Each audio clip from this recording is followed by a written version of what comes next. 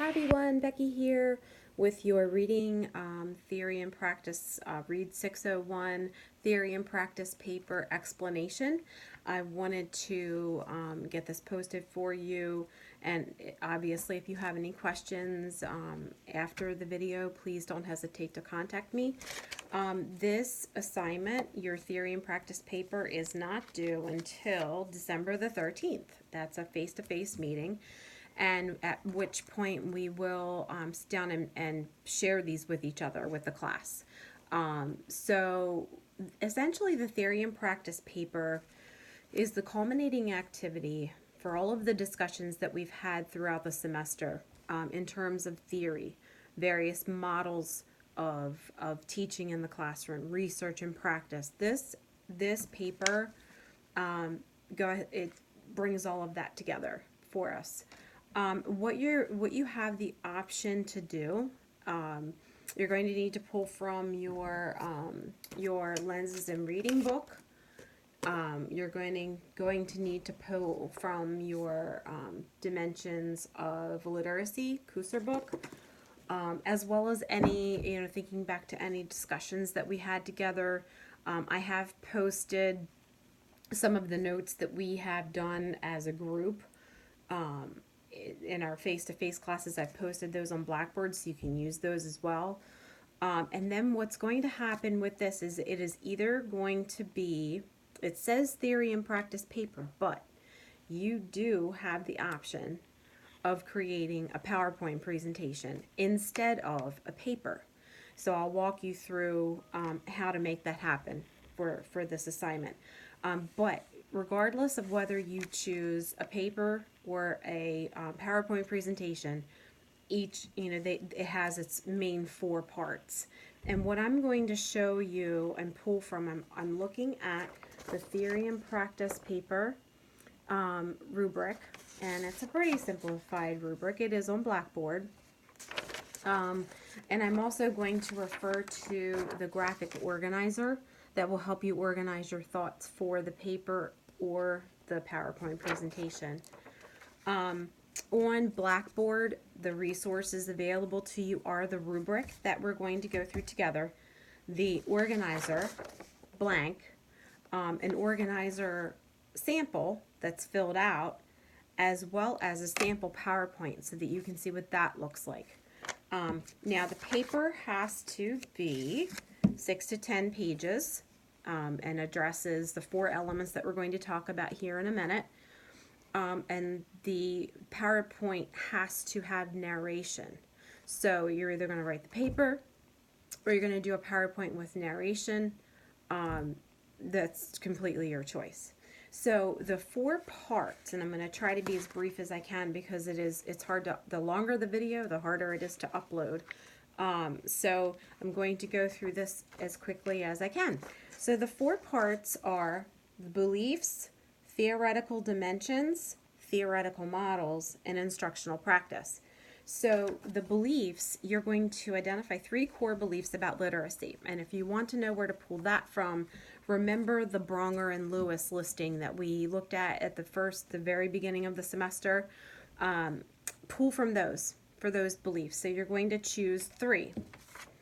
And in your organizer, you're going to write your first core belief, you're going to do your second core belief, and your third core belief, okay?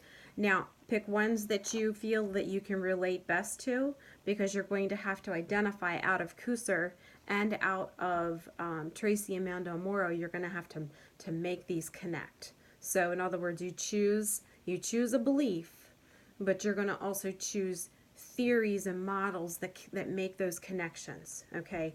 So you're going to identify those 3 core beliefs, and I'm looking straight at the rubric if I happen to look down. Number 2 for Kusser, based on your beliefs, identify and explain the roles of at least 3 theoretical dimensions in literacy and learning instruction. Now, you could certainly talk about the cognitive theory or dimension. You could talk about the sociocultural dimension and the developmental dimension. So all 3 of those are listed in Kusser. But again, remember, you start with your beliefs and then you choose the dimensions that connect the best, okay? As long as they connect, you're good to go. Under number 3 for theoretical models, Tracy and Mandel Morrow.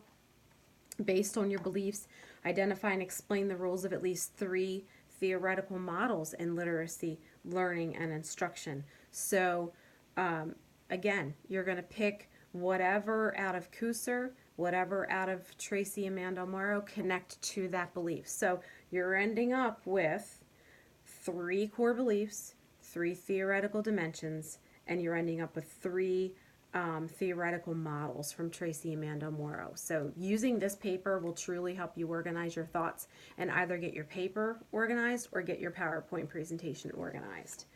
The rubric itself is fairly self-explanatory.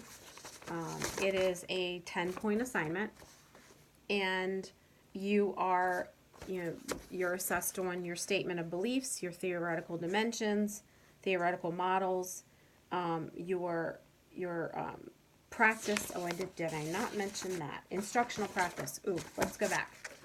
Number 4 at the bottom here. Instructional practice. Identify instructional components, strategies, and methods to be emphasized in literacy instruction.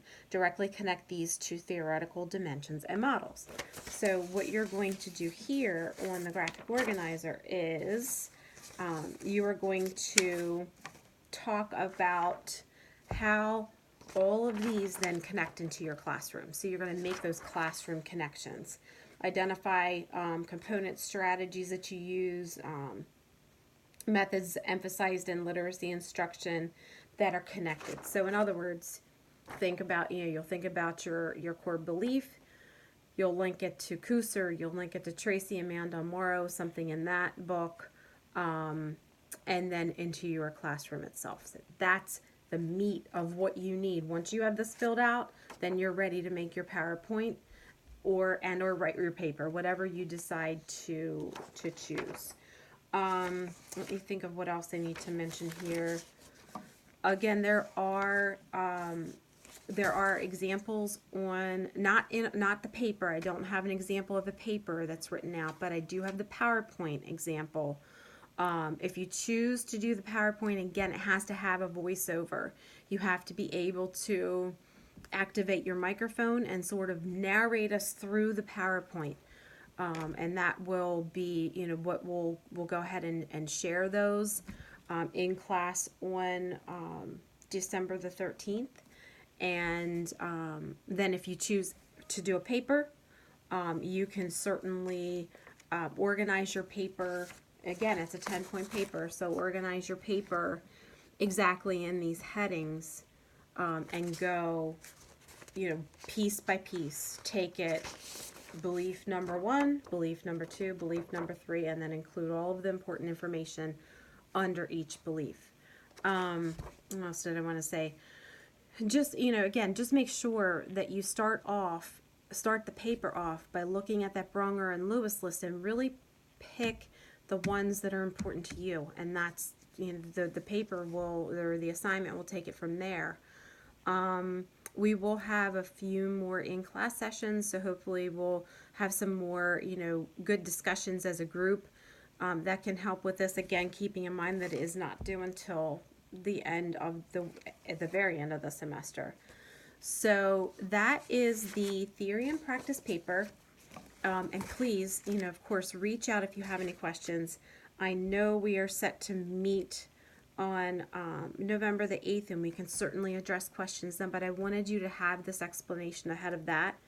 I'm going to go ahead and maybe post another video that goes over the program evaluation paper that's due at the end of this month on November 29th, but I'll do a separate video with that. Just want to make sure that you have all the tools available to you to help you work on this while we navigate through some of our online weeks.